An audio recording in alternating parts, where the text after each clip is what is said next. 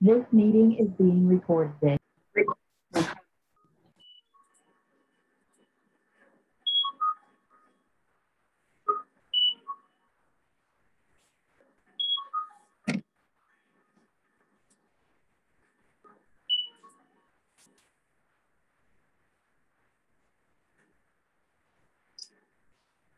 हाँ, तो बाळको આપણે જે વાત કરતા હતા કે ભાઈ एक्चुअल खर्चो जे છે ઈ જ સાચો ખર્ચો છે.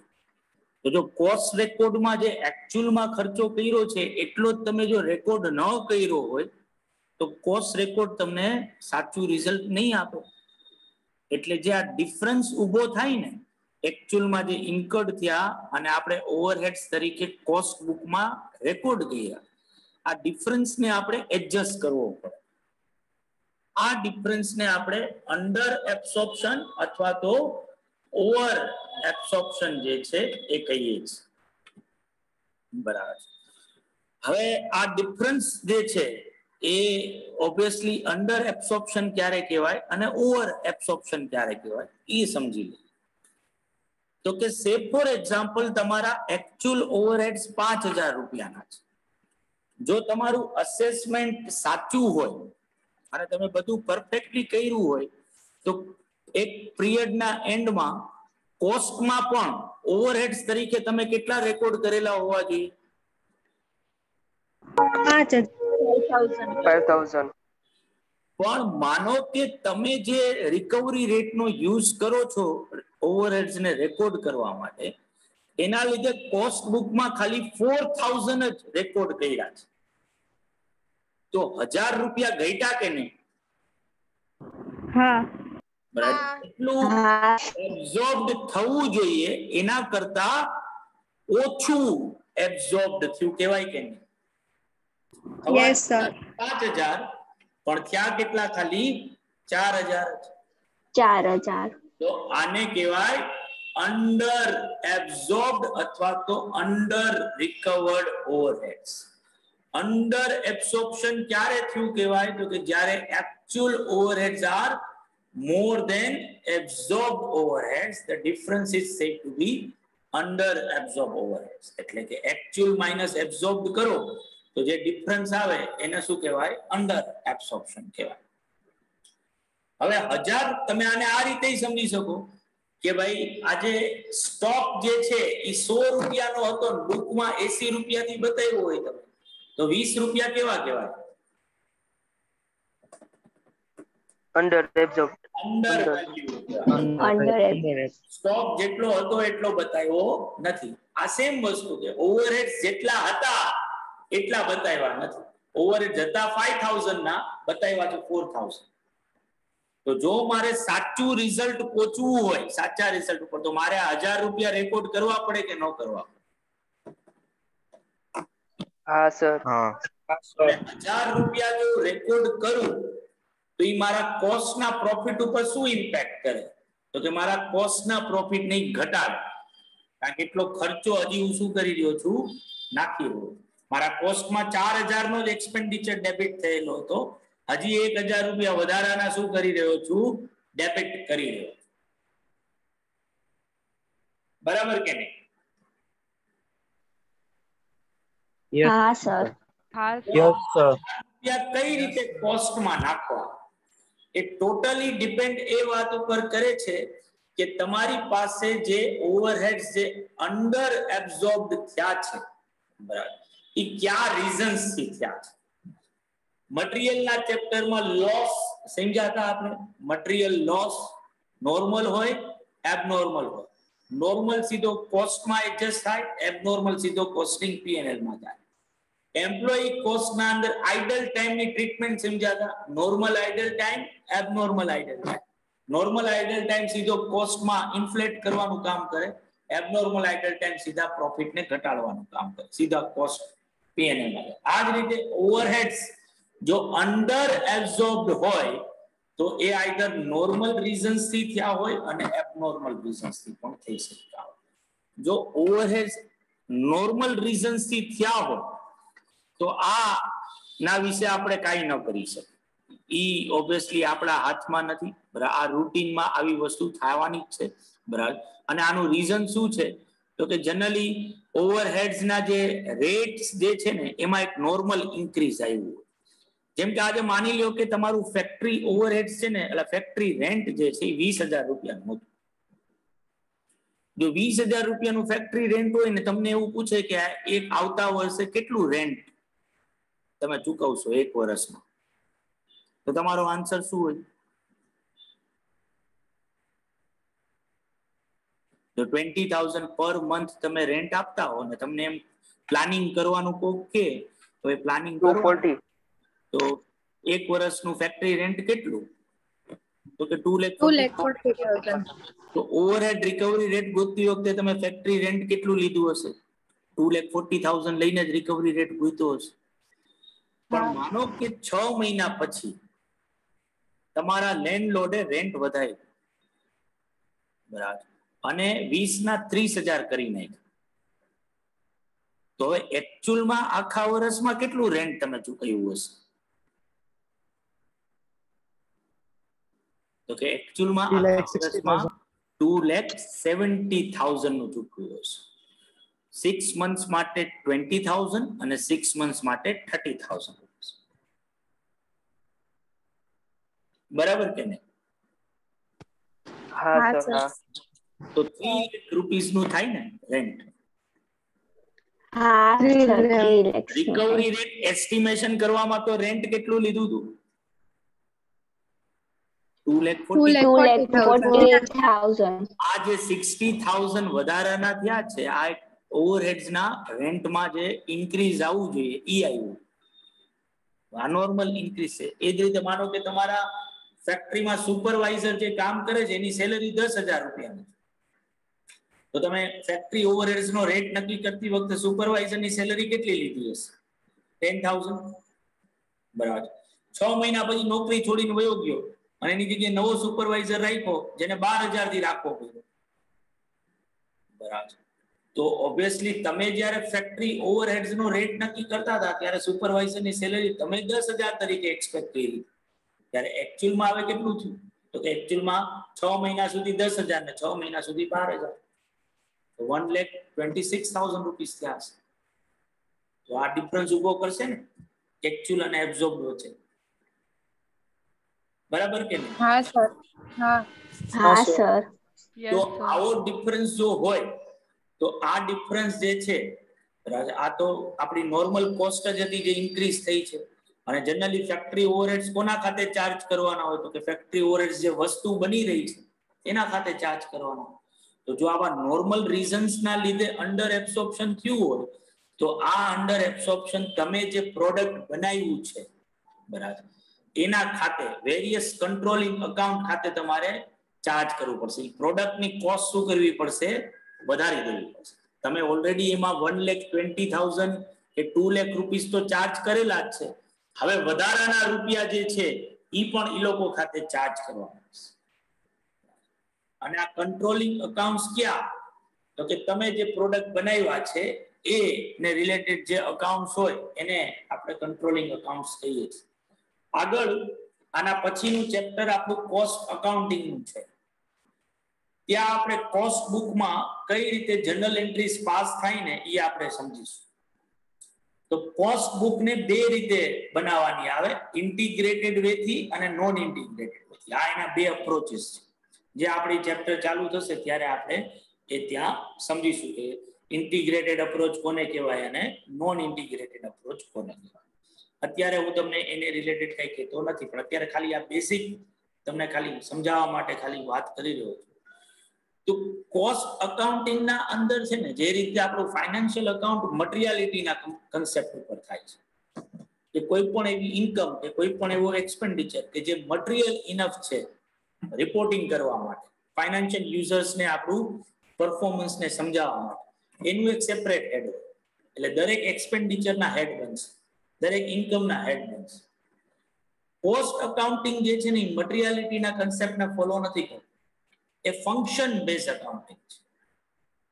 એટલે રો મટીરિયલ રિલેટેડ જે કાંઈ ખર્ચો કરશો ને રો મટીરિયલ રિલેટેડ જે કંઈ તમારું ફંક્શન જે છે બરાબર, એના માટે આપણે રો મટીરિયલ અકાઉન્ટ બનાવશું અને રો મટીરિયલ રિલેટેડ બધા ખર્ચાઓ ક્યાં ડેબિટ થશે? રો મટીરિયલ ખાતે. એ જ રીતે તમે વર્કર્સને જે કઈ સેલેરી આપો છો ને એના માટે વેજીસ અકાઉન્ટ બરાબર. ફેક્ટરી રિલેટેડ જે કઈ ખર્ચાઓ કરો છો ને એના માટે ફેક્ટરી ઓવરહેડ્સ.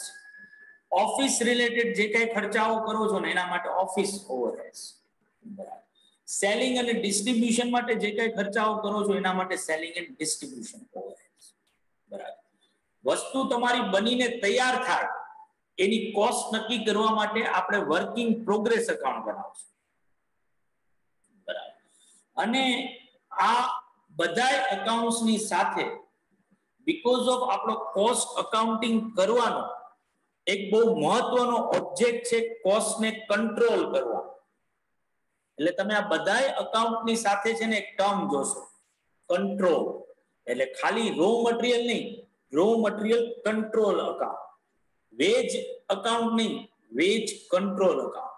ફેક્ટરી ઓવરહેડ્સ નહીં, factory overheads control account. Finish goods control account, WIP control account બરાબર છે. સેલ્સ ને કંટ્રોલ ન કરવાનું એટલે સેલ્સ કંટ્રોલ અકાઉન્ટ હોય, ખાલી સેલ્સ અકાઉન્ટ. એટલે તમને અહીંયા ટર્મ જે છે એ કંટ્રોલ કંટ્રોલ એવું તમને બધી જગ્યાએ દેખાય રહ્યું છે. હવે તમારા જે આ ફેક્ટરી ઓવરહેડ્સ છે ને એ મેં જે પ્રોડક્ટ બનાવ્યું છે ને એના ખાતે ચાર્જ કરવા. તો પર્ટિક્યુલર પીરિયડમાં અમુક પ્રોડક્ટ તો બનીને મેં શું કરી નાખ્યું હશે? વેચી નાખ્યું હશે બરાબર. એ તો મારા સ્ટોકમાં હશે જ નહીં. તો એના માટેનું અકાઉન્ટ છે cost of goods sold account બરાબર. તો આ જે ફેક્ટરી ઓવરહેડ્સ જે છે એમાંથી અમુક રૂપિયા ક્યાં ચાર્જ કરીશું? જે ગુડ્સ ઓલરેડી વેચાઈ ગયું છે એની કોસ્ટને વધારો કરવા. બાકીનું ગુડ્સ જે છે હજી વેચાવાનું બાકી છે બરાબર છે. એ મારો ફિનિશ ગુડ્સ નો સ્ટોક છે જેના માટે ફિનિશ ગુડ્સ કંટ્રોલ અકાઉન્ટ બનાવવું બરાબર. તો જે વેચાણું નથી એવું ગુડ્સ ક્યાં હશે? તો કે ફિનિશ ગુડ્સમાં હશે. તો એની કોસ્ટ વધારીશું તો ફિનિશ ગુડ્સ કંટ્રોલ અકાઉન્ટ આવશે બરાબર. અને અમુક ગુડ્સ એવું છે કે જે હજી બની રહ્યું છે, એના પર કામ જેથી ચાલુ છે, તો એને આપણે વર્કિંગ પ્રોગ્રેસ કહીએ છીએ બરાબર. તો એ ખાતું પણ આવશે. એટલે ત્રણ મહત્વના control account, COGS, finish goods અને વર્કિંગ પ્રોગ્રેસ અકાઉન્ટ. તમારા જેટલા પણ અંડર એબ્ઝોર્બ ઓવરહેડ્સ છે એ આ ત્રણેય અકાઉન્ટ ઉપર શું કરવા પડશે? અલોકેટ કરવા પડશે. તો અલોકેટ કરવા હોય તો એનો બેઝ રાખવો પડે અને એનો બેઝ કયો? તો કે કાં તો આ ત્રણેય અકાઉન્ટની બેલેન્સ લઈ શકો છો તમે કે COGS અકાઉન્ટમાં કેટલા રૂપિયા છે, ફિનિશ ગુડ્સ કંટ્રોલ અકાઉન્ટમાં કેટલા રૂપિયા છે અને WIP કંટ્રોલ કેટલા રૂપિયા. એ બેલેન્સના રેશિયોમાં અંડર એબ્સોર્પ્શનને ચાર્જ કરવાનું ઓર એના યુનિટ્સના રેશિયોમાં કે ભાઈ કેટલા યુનિટ્સ વેચ્યા, કેટલા યુનિટ સ્ટોકમાં છે અને કેટલા યુનિટ્સ હજી પ્રોડક્શન પ્રોસેસમાં છે. તો એના યુનિટ્સના રેશિયોમાં તમે એ વસ્તુને ચાર્જ કરી શકો છો. એટલે અકાઉન્ટિંગ એન્ટ્રી શું થશે?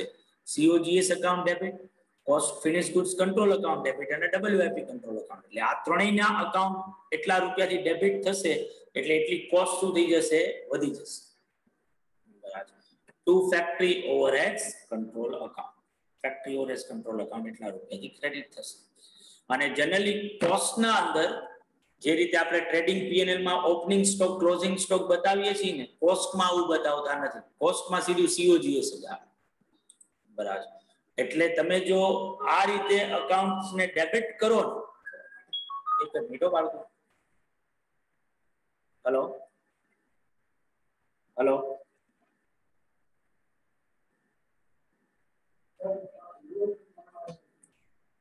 અંકુર બેટર તારવી અત્યારે એટલી હદે બધામાં હું ઘરે આવું પછી કરજે ને તું.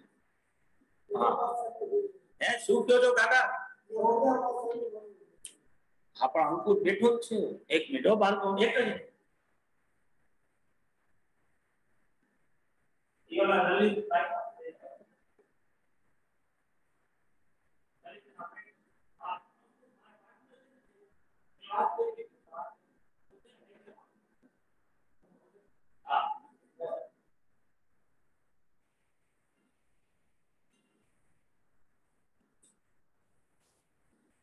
તો તો COGS અકાઉન્ટ ડેબિટ થશે, finish goods control account debit થશે અને WIP કંટ્રોલ અકાઉન્ટ ડેબિટ થશે to factory overheads control account. જેટલું અંડર એબ્સોર્પ્શન તમારી પાસે હોય એ અંડર એબ્સોર્પ્શન ને આ 3 કંટ્રોલિંગ અકાઉન્ટ ઉપર આપણે વેચવું પડશે. એટલે એટલી કોસ્ટ આપણી શું થઈ જશે? વધી જશે. પણ જો આ અંડર એબ્સોર્પ્શન જે છે સોરી હું આ સમજાવતો હતો ને અહીંયા કોસ્ટિંગ P&L માં બીકોઝ ઓફ ફિનિશ ગુડ્સ કે WIP કંટ્રોલ નથી આવતું, ખાલી COGS જ આવે છે. એટલે જેટલા COGS ખાતે તમે ડેબિટ કર્યા હશે ને તમારો પ્રોફિટ એટલા રૂપિયાથી શું થશે? રિડ્યુસ થશે. ફિનિશ ગુડ્સ અને WIP જ્યારે COGS બનશે ત્યારે એની ઇમ્પેક્ટ પ્રોફિટ ઉપર આવશે. બરાબર, અત્યારે એની ઇમ્પેક્ટ પ્રોફિટ ઉપર આવશે નહીં. જેટલું વેચાણું છે ગુડ્સ એટલું, કારણ કે સામે સેલ્સ રેવન્યુ એની જ હશે, તો ઓબ્વિયસલી જેટલું વેચાણું છે એની ગુડ્સ જેટલા કોસ્ટથી તમે વધારી છે પ્રોફિટ ઉપર એની ઇમ્પેક્ટ જે છે એ એટલા રૂપિયાની જ છે એ થશે. પણ જો એબનોર્મલ રીઝન્સ થી અંડર એબ્સોર્પ્શન આવ્યું, એબનોર્મલ રીઝન્સ એટલે ક્યાં? તો કે ડિફેક્ટિવ પ્લાનિંગ. તમે આજે રિકવરી રેટ ગોતવામાં જ ભૂલ કરી છે. તમારે રિકવરી રેટ ગોતવો જોઈએ તો લેબર આર્સ ઉપર, તમે મશીન આર્સ ઉપર ગોતી લીધો. તમે લેબર આર્સ ઉપર જ ગોઈતો, પણ એના માટે જેટલા કલાકોનું અસેસમેન્ટ કરવું જોઈતું હતું એ તમે કર્યું નથી. તમે નોર્મલી તમે 5000 કલાકનું કામ કરો છો, પણ રિકવરી રેટ ગોતવામાં 2000 કલાક જ લીધા, 28000 કલાક જ લીધા. તો આ ડિફેક્ટિવ પ્લાનિંગ છે. બરાબર. ઓર કોઈ એબનોર્મલ ઇવેન્ટ બને કે તમારા ફેક્ટરીમાં સ્ટ્રાઇક થઈ ગઈ, લોકઆઉટ થઈ ગયું કે આગ લાગી ગઈ, આના લીધે શું થયા? તો કે આના લીધે તમારા ફેક્ટરી ઓવરહેડ્સ એક્ચ્યુઅલમાં વધી ગયા. પણ આ ડિફેક્ટિવ પ્લાનિંગ ના લીધે તો શું થશે કે એબ્સોર્પ્શન ઓછું જ થશે. જેટલું થવું જોઈએ એટલું થતું નથી. બરાબર, એમાં ડિફરન્સ આવશે નહીં, બીકોઝ ઓફ તમારા લીધે ઊભો થયો છે. તમારી ઇનએફિશિયન્સી જે છે એને આ ડિફરન્સ ઊભો કર્યો. અને અહીંયા એકચ્યુઅલ ઓવરહેડ્સ વધી જશે બીકોઝ ઓફ ધ સ્ટ્રાઇક ના લીધે કે બીકોઝ ઓફ લોકઆઉટ ના લીધે, જે એબનોર્મલ રીઝન છે. તો આવા કેસમાં જો અંડર એબ્સોર્પ્શન થયું હોય તો એ સીધું કોસ્ટિંગ P&L ખાતે જશે. એ કોઈ પ્રોડક્ટ ઉપર ન આવે, એ સીધું પ્રોફિટની સામે ચાર્જ અને પ્રોફિટ એટલો ઘટે. એટલે કોસ્ટિંગ P&L અકાઉન્ટ ડેબિટ થાય to factory overheads control account જે છે એ આવે. બધાને બાળકો ક્લિયર આવશે? Yes, sir. Yes, sir. Yes, sir. Crucial question Yes, sir. આપણને ક્વેશ્ચન જો પૂછવો હોય ને તો 5 to 6 માર્ક્સ નો ટ્રીટમેન્ટ ઓફ અંડર એબ્સોર્પ્શન નો ક્વેશ્ચન પૂછી શકાય. અને આ ક્વેશ્ચન કેવો હોય તો કે એક તો આ ટાઈપમાં આવે, સ્વીટ ડ્રીમ્સ ક્વેશ્ચન નંબર 15 છે. બરાબર, જ્યાં તમને અમાઉન્ટ એકચ્યુઅલમાં જે સ્પેન્ડ કરી છે એ આપ્યું છે અને એબ્સોર્બ્ડ જે કર્યું છે એ પણ કીધું છે. અને હવે જો COGS, stock of finish goods અને વર્કિંગ સ્ટોક આ ત્રણેય અકાઉન્ટની બેલેન્સ આપી છે. નીચે લખ્યું છે using two methods of disposal of under absorb overhead so the implications on profit of the company under each method. બરાબર, તો અહીંયા તમે જોશો ને કે અહીંયા મને ખબર પડે કે અહીંયા અંડર એબ્સોર્પ્શન થયું છે. કેટલા રૂપિયાનું થયું છે? 20,000 નું. 20,000.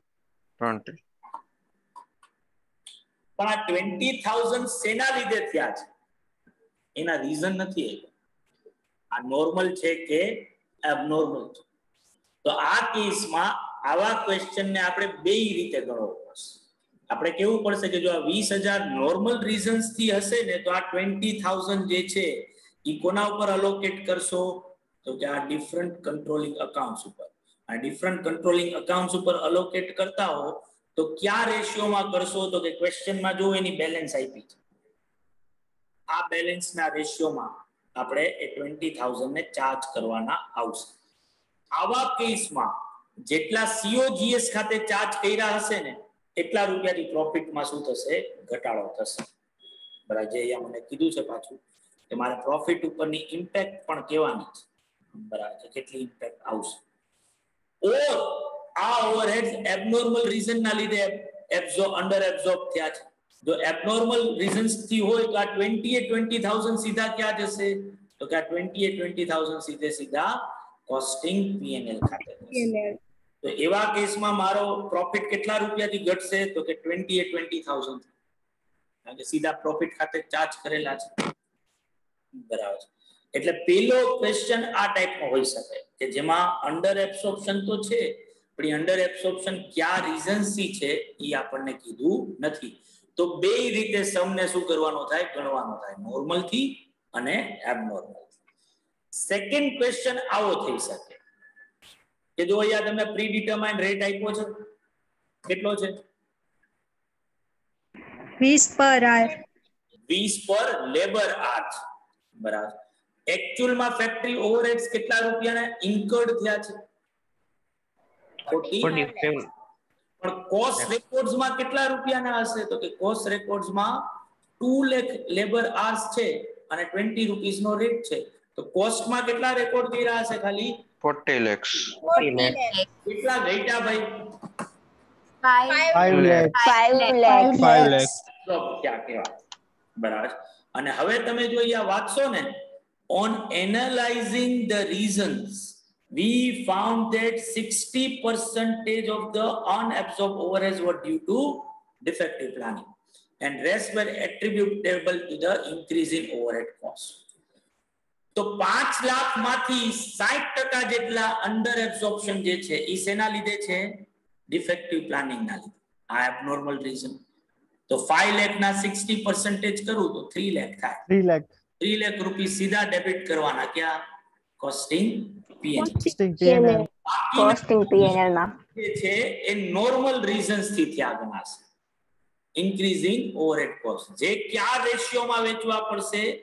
તો કે COGS, ફિનિશ ગુડ્સ અને WIP. અહીંયા તમને યુનિટ્સ આપ્યા છે, જો આટલા યુનિટ્સ વેચાણા, આટલા યુનિટ્સ સ્ટોકમાં છે. તો આ રેશિયોનો યુઝ કરવો પડશે 2 lakhs ને અલોકેટ કરવા. તો ક્વેશ્ચનમાં મને કીધું જ હશે કે કેટલા એબનોર્મલ છે અને કેટલા નોર્મલ છે. બરાબર બાળકો? હા સર. એ રીતે જો આ 19મો ક્વેશ્ચન છે. 6 લાખ રૂપિયા એક્ચ્યુઅલમાં ઇન્કર્ડ થયા, બરાબર. રિકવરી રેટ 10 રૂપિયા પર મશીન આર્સ, બરાબર. 48,000 મશીન આર્સ નો યુઝ થયો છે. તો કોસ્ટમાં રેકોર્ડ કેટલા થયા હોય? ખાલી 4,80,000. જ્યારે એક્ચ્યુઅલમાં ઇન્કર્ડ કેટલા થયા છે? 6 lakhs. 1,20,000 ઓછા રેકોર્ડ થયા. પણ આ 120 જે ઓછા રેકોર્ડ થયા છે, જે અંડર એબ્સોર્પ્શન થયું, એમાં મને બહુ ચોખ્ખું કીધું છે કે 45,000 was due to obsolete stores છે અને 30,000 ફોર સ્ટ્રાઇક. તો 120 માંથી 75,000 નું તો એવિડન્ટ રીઝન છે કે એબનોર્મલ રીઝન્સ ના લીધે એ વસ્તુ વધી છે. 6 લાખ માં 75,000 તો કેવા હતા? એબનોર્મલ કોસ્ટ હતી. તો આ 75,000 તો સીધા ક્યાં જશે ભાઈ? Costing P&L. કોસ્ટિંગ પીએનએલ માં. તો 120 માંથી તમે 75 કાઢી નાખો તો બચ્યા કેટલા?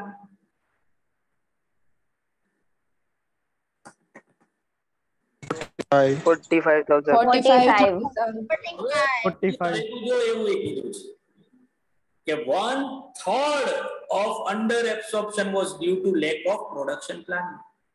તો આ 45 માં પાછા 1/3 એવા કે જે પ્રોડક્શન પ્લાનિંગ ના ભૂલ ના લીધે થયા છે. તો બીજા 15,000 કે જે એબનોર્મલ ખાતે જાય અને બાકીના 30,000 રૂપીસ જે બચ્યા was due to normal increase in cost. જેના માટે તમને 3 અકાઉન્ટ આપ્યા છે, જો ફિનિશ ગુડ્સ, વર્કિંગ પ્રોગ્રેસ અને જે ગુડ્સ વેચી નાખ્યું છે COGS, અને એના યુનિટ્સ આપ્યા છે.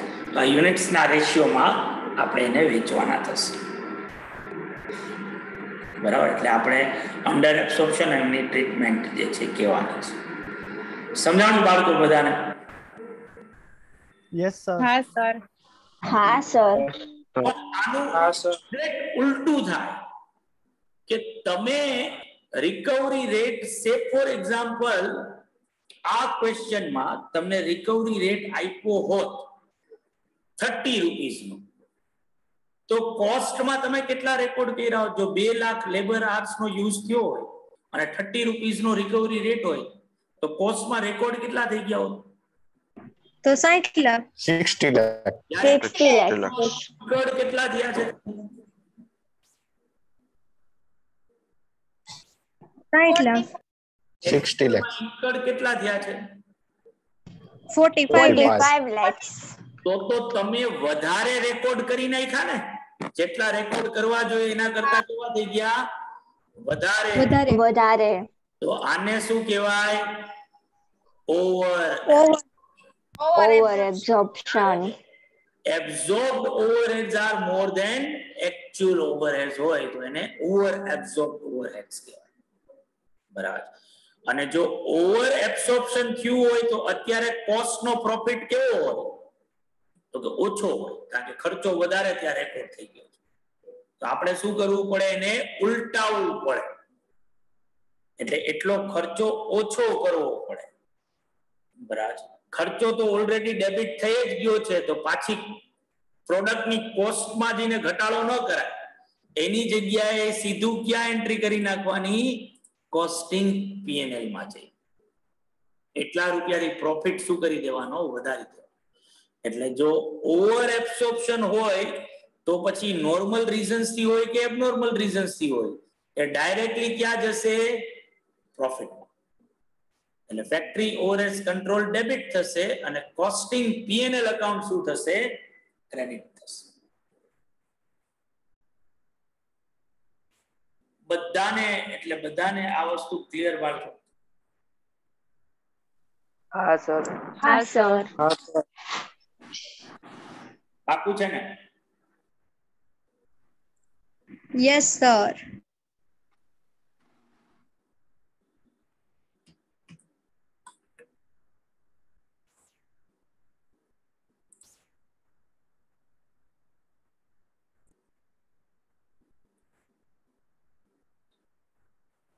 All right.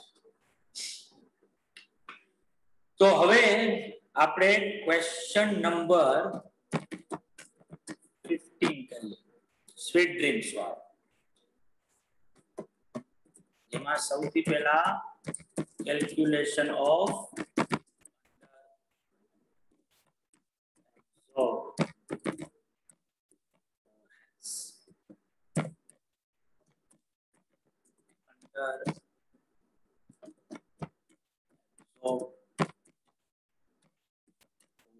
is equal to શું? Actual overheads minus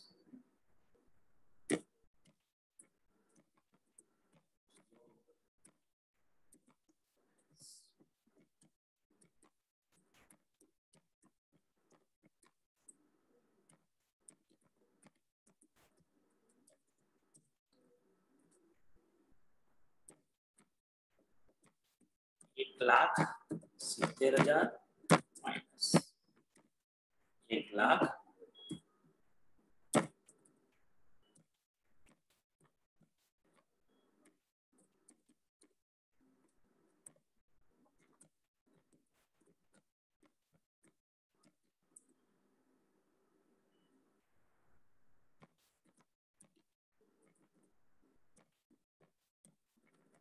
બરાબર.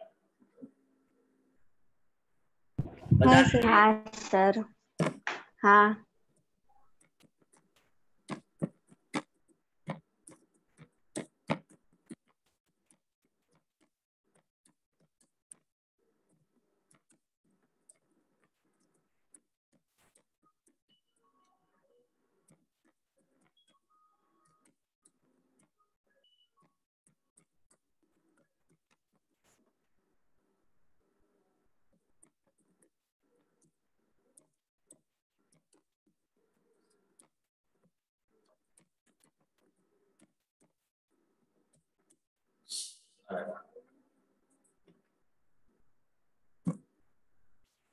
ક્યાં આવ્યું?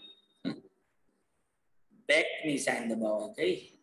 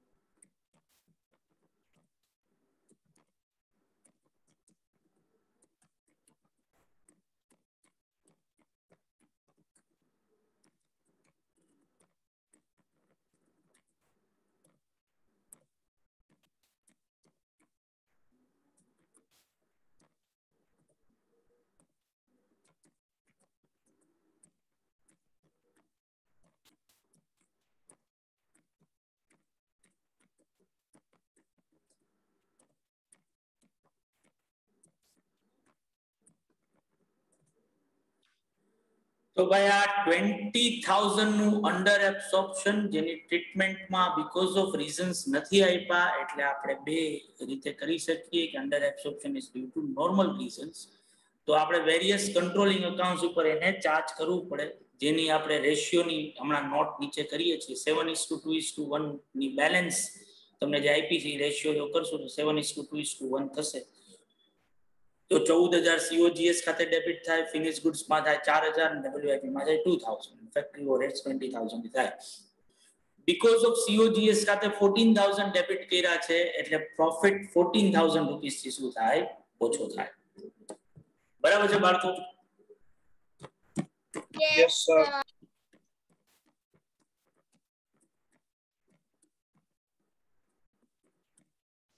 આજે સાંજે પાછા આપણે મળવાના છે ને? હા, મળવાના છે. હા સર.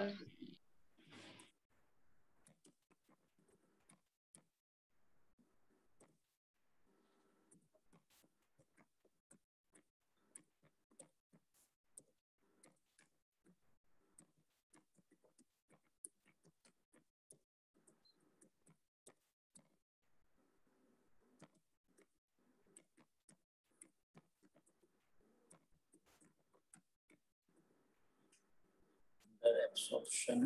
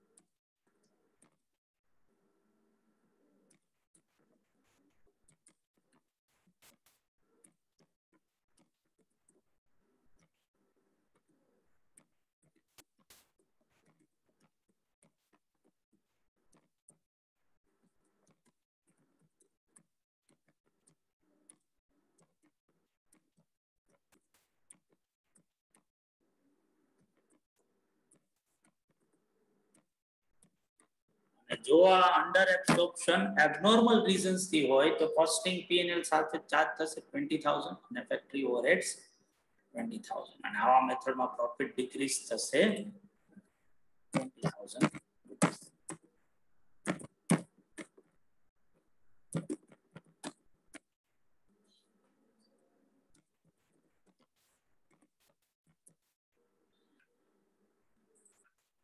COGS આપ્યું છે કઈક 3,38,000 છે ને ભાઈ કે 36,000 છે? હા 3,36,000. ફિનિશ goods નો સ્ટોક કેટલા રૂપિયાનો છે? 96,000. હે? 96,000. WIP સ્ટોક છે 48,000. તો થશે 7:2. બાળકો તમારે લેસ ધેન 1 મિનિટ છે, જો બાકી હોય તો પાછી લોન્ચ કરું, નહીં તો તમે જોઈ લ્યો જરા શું કરું. થઈ ગયું. બધાને ભાઈ થઈ ગયું સર, થઈ ગયું છે. પહેલેથી નહીં તો સ્ક્રીનશોટ લઈ લ્યો. લઈ લીધો સર એકવાર નીચે કરજો ને એનો લેવાનો. તો હવે પાછી લોન્ચ નથી કરતો બાળકો, પછી એવું હશે તો સાંજે પાછું આ ક્વેશ્ચન હું તમને સમજાવી દઈશ. Okay sir. Okay done sir. બરાબર ને? સાંજે કોસ્ટ છે? ના ના, સાંજે કોર્સ નથી, સાંજે તો ફર્સ્ટ ગ્રુપ નું અકાઉન્ટ છે, કીધું તું મેં લાસ્ટ લેક્ચર. Okay sir.